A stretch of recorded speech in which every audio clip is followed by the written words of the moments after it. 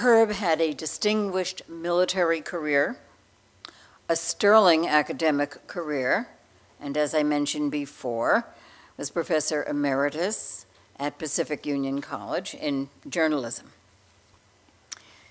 Ordained as a minister of the Seventh-day Adventist Church. And he's also an activist in Angwin, not only Angwin, the entire area here. He's a civic activist, very well respected, very well known, and as you all know, he is a delightful and wonderful person to meet. Herb is a prolific author of 11 books, of which we are proud to own some. He founded the Pitcairn Islands Study Center here at Pacific Union College in 1977 and is the director.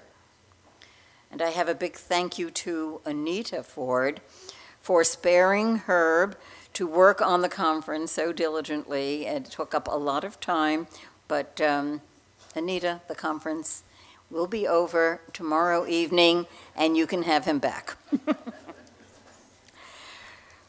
The second edition of Pitcairn Island as a Port of Call, 1790 to 2010, Herb's remarkable book, was just published again, second edition, in 2012.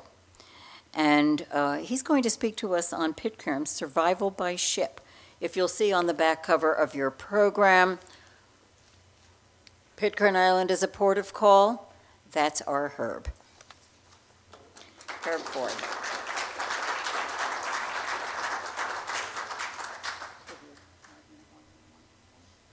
Okay. I see we're starting a little later, so you'll give me a little more on the end, maybe.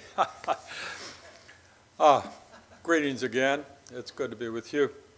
I wrote my talk out thoroughly, literary beauty and all the rest, and it's in Ted's hands now. And I tried it out on my wife a little bit at home and started reading away, and she stopped me after a while. "It's boring," she said. And I began to think about that she said, he said thing, you know, from the retirees. She said, "What are you doing today?" And he said, "Nothing." And she said, "But that's what you did yesterday." And he said, "But I'm not finished yet." Well, that's the way things go. Kari this morning talked about Pitcairn's resourcefulness, and she was right on, spot on, as we would say. And yet I think there's something more to the Pitcairn resourcefulness that accounts for the survival of Pitcairn Island today. My study of the maritime history of this island tells me that there are scores, even hundreds, of ships that contributed to the survival of Pitcairn beyond the resourcefulness of the people themselves. And those ships, the captains that commanded them, the people that went on them as passengers in many cases, the people who in towns provided material on those ships to Pitcairn, all of those were instruments, in my mind, of the survival of Pitcairn Island. I've studied a little more than 3,500 ships to do this little book that we just talked about. And all the way from the first recorded call that we have that stopped at Pitcairn in 1795 until the Plessy, which called on December of 2010 when we stopped our study in the book. But of course, before 1795, we'd have to say there was a ship that contributed to the survival of Pitcairn Island. It was called HMAV Bounty. And off of that ship came clothing and seeds and all kinds of things that meant that that tiny colony could survive. I just wonder, you know, how much survival there would have been without what came off of the Bounty, because it was all they had, really. But through the years, of course, we've seen all kinds of material coming that have contributed from actually, I don't know how many ships, but you could put it well in the thousands, I think, maybe up to 2,000 ships that have brought material to Pitcairn. They brought food and medicine, dunnage timber for the homes a lot, and a lot of good things came, including thousands of big, fat Polynesian rats came to Pitcairn Island. And of course, the rat has been, through the recent years, quite a bane of the island. The ships that have come, of course, in my mind, sometimes they almost themselves, they were the agents of the survival. I think of the Southern Saveur that came to Pitcairn in April of 2005, brought that heavy cement mixer, brought that big rock crusher, and then the Pitcairn men cobbled together that wonderful barge that they stuck right into the salver and put those two items, one after the other, onto their barge. And they were wondering if the whole thing was going to sink when they got it off the ship, you know, but it stayed up, and they got it to shore. And as a result of that, we have now a paved road all the way up the hill of difficulty, all the way through the village. And only those of you who have been to Pitcairn before that work was done can appreciate the clouds of dust that came in the summertime in the village and on the road, and the mud, the beautiful red Pitcairn mud that sticks forever, just will not go away. Then to the ships, we need to add a long line of Royal Navy vessels that came. We think of the Portland and the Hyacinth, the Constant, the Virago, the Spy, the Calypso, the Opal, many of them sent by that wonderful friend of Pitcairn Island, Admiral de Horsey. I'm telling you, without those ships, Pitcairn might not have survived. And then, of course, in more recent time, we had the Blue Star ships. And any time a Blue Star ship would appear off Bounty Bay, it was a joy, because all the Blue Star ships had surgeons aboard. And they knew that there was help, medically help in that. And of course, the medicine chests on the Blue Star ships were terrific and helped too. And of course, there are a lot of other lines. We think of the City line that really would have done an awful lot through its ships that called at Pitcairn also. Then, of course, there was the kind of fortuitous things that happened. We think in 1939 of the North Star that came by with Admiral Richard E. Byrd aboard. And finding the Pitcairners at that time destitute of food and a number of medicines and things like that. And that big-hearted admiral, a hero of the Antarctic, you know, just kind of opened up the ship and said, here you are. And when they left, of course, while they were there, they overhauled the radio receiver on Pitcairn, which was a tremendous help. And then as they left, they took away the chief magistrate, Arthur Christian, who had a terrible eye problem at the time, and they took him away and got to hospital to be helped. So the ships helped tremendously, and then along with the people that commanded those ships, you know, never be any help without that. And those people were interesting people. You take the case of the young sailor, for example, an apprentice on Ellerman and Bucknell's steel screw steamer called the Katuna.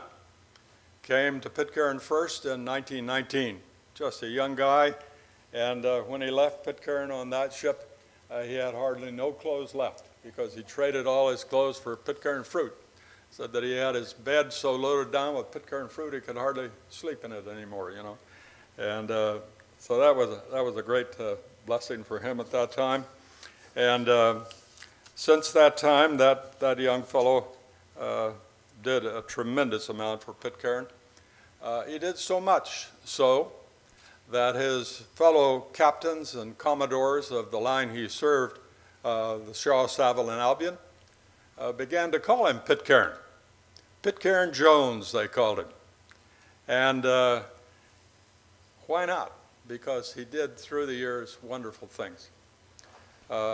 Here's what the Fiji Times said about Arthur A. Jones.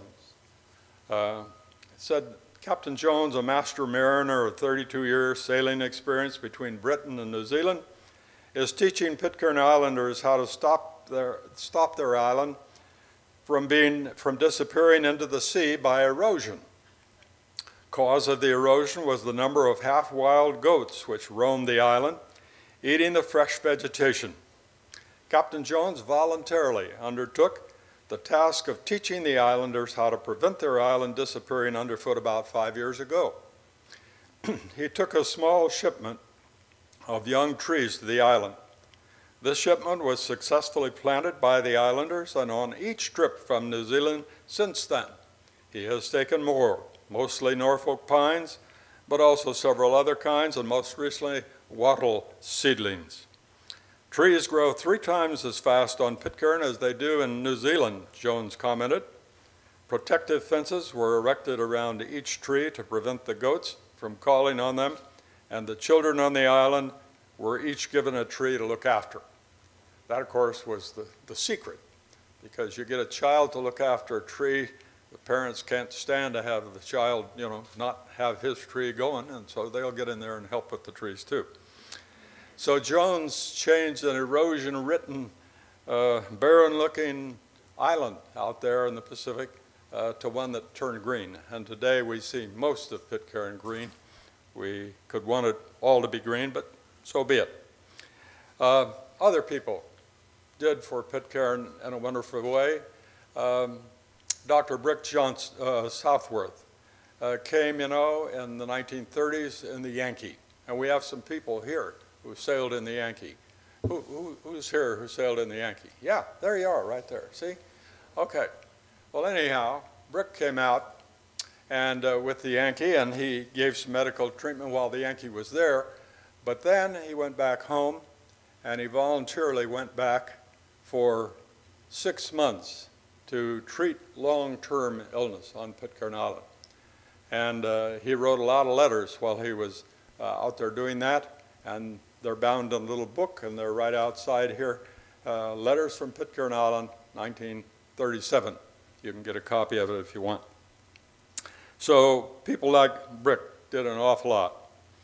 And then, of course, there's the little American missionary teacher, Hattie Andrew, who went out in the early 1900s. She went out to teach, first non-island school teacher on the island, Seventh-day Adventist school teacher. And she came there to teach, but the moment she got there, a typhus epidemic was going on the island, and the Pitcairn people found her much more qualified as a nurse and a cobbler together of coffins in which to bury the dead rather than teaching. The teaching would come later. And then we, of course, have that little 18-foot sloop that came out of Peru. And on that sloop was a guy who had had a pretty good naval career already. His name was George Hun Nobbs. And you know about Nobbs. He became ultimately the teacher, the pastor on the island, not only on Pitcairn, but when the Pitcairners moved to Norfolk, he went on to Norfolk and became helpful to them. Here's what Nobbs wrote one time about his situation at Pitcairn. He said, "My stock of clothing, which I brought from England in 1828, is, as you may suppose, very nearly exhausted, and I have no friends to whom I can with propriety apply for war. Until the last 3 years, it was my custom to wear a black coat on the Sabbath, but since that period, I have been obliged to substitute a nankeen jacket of my own making. My only remaining coat, which is quite threadbare, is reserved for marriages and burials, so that it is not customary to say when a wedding is going to take place, "Teacher, you will have to put on your coat next Sunday," which is equivalent to informing me that a couple is about to be married. So here we have Nobbs, who became destitute, no clothing, nothing, on the island, gave up everything to help the Pitcairn people over years and years and decades, actually. And I submit that there's no greater help experience in the world from a Schweitzer or a Livingston or even a Tom Dooley than George Hunt Nobbs. He was really a helper. Yes, so we don't want to forget any of the people that helped Pitcairn in a special way, but always through the ships, through the ships. And of course, we've already heard mentioned today that roly-poly-faced fellow down in Cristobal, Colombo, or Cristobal, Panama Canal, Gerald DeLeo Bliss. Here's a fella who realized how long it took to get a letter to Pitcairn Island. 6 months, a year, whatever. Some way there's got to be that we can stop this silliness, And so he began to coattail every shipmaster that came into the island or into the canal and say, "Hey, you going anywhere near Pitcairn? If you are, would you drop off the mail for us there?" And he began to get some takers. And so the mail, instead of 6 months to a year, was going over in 3 or 4 or 5 weeks to Pitcairn.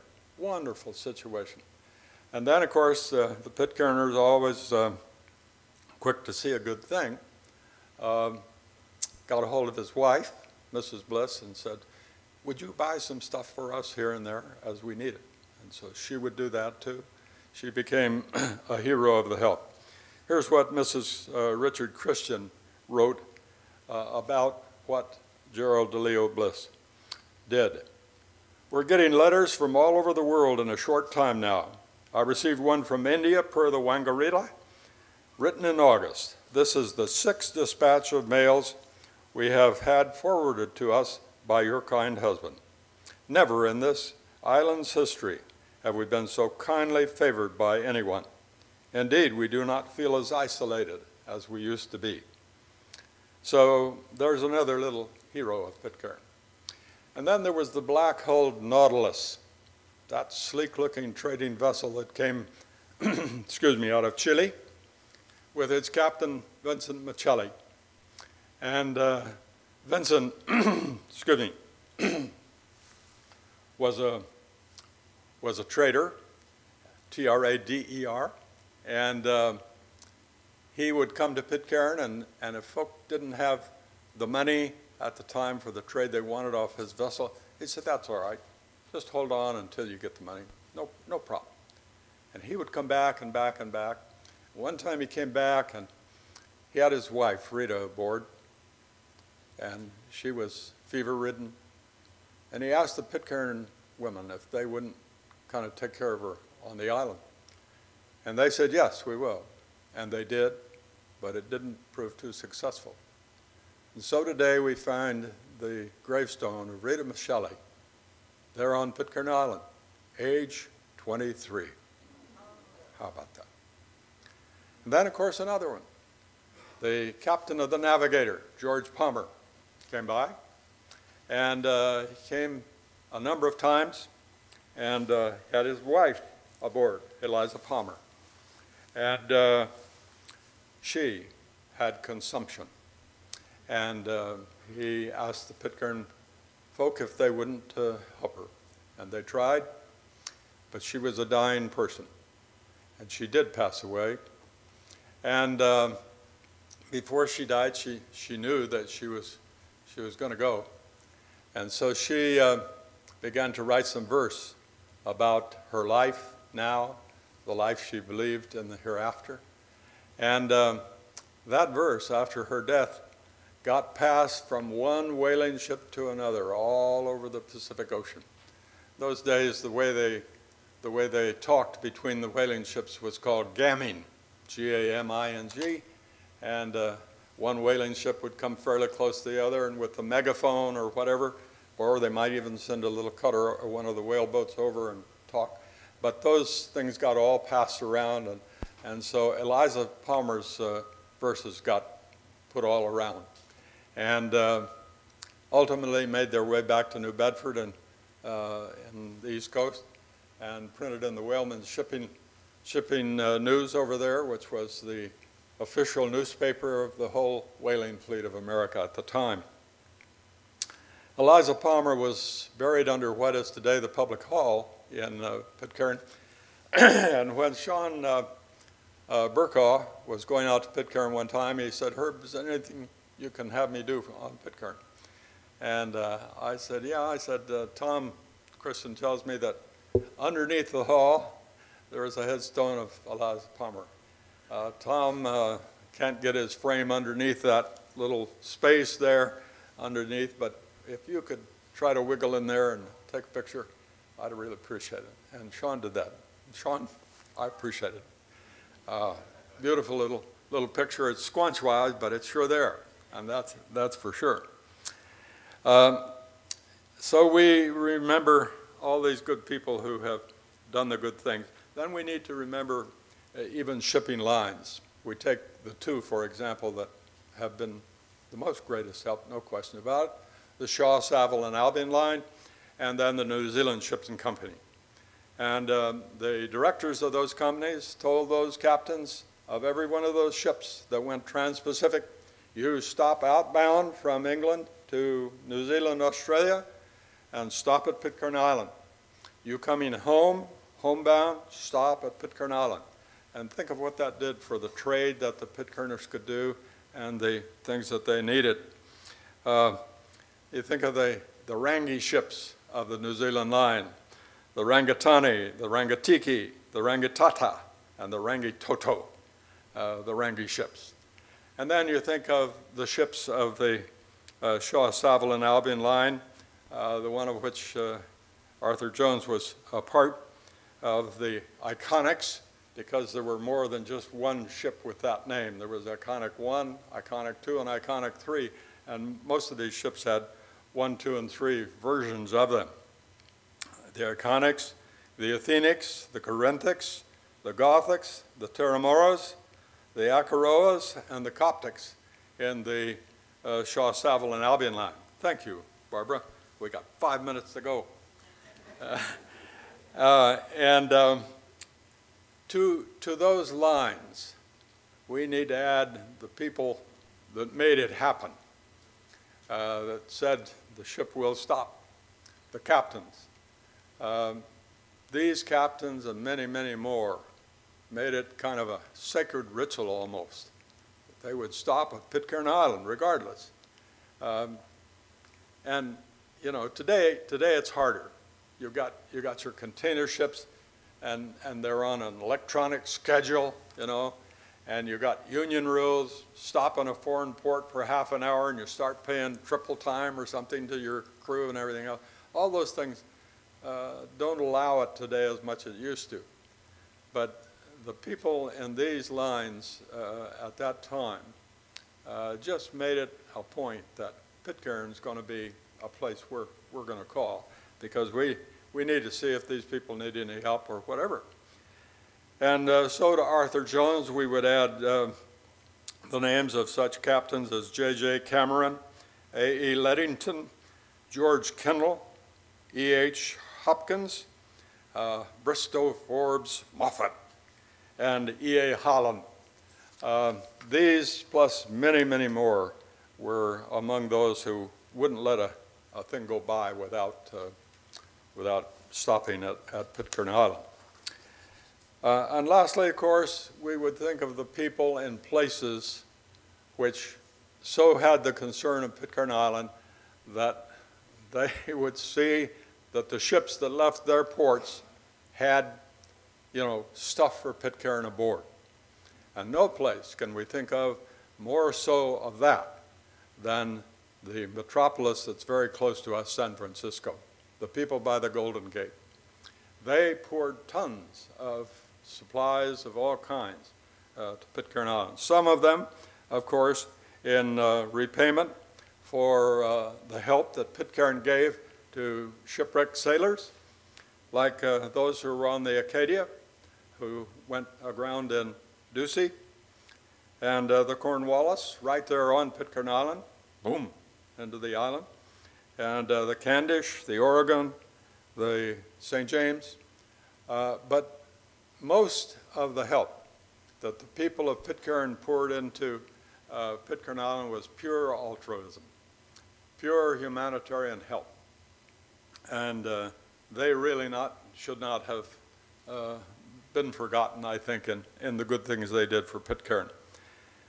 Many a sailing ship leaving out of San Francisco for Liverpool or for Le Havre or for Falmouth for orders or for Queenstown or many U.S. East Coast ports, all of them were carrying clothing and tools and food and medicine and rope, sailcloth, everything else for Pitcairn Island. So would Pitcairn have survived without the ships that came, without the big-hearted captains who commanded them, without the people and places that brought the gifts to the island? Maybe yes, maybe no. That's up to you to decide. But regardless, I think we should say thanks and fair winds to all who had a part, to the crews, to the passengers, to the shipmasters, to the ships themselves, to the good-hearted people of 1,000 ports and 100 countries who have helped Pitcairn survive. We salute you. Thank you.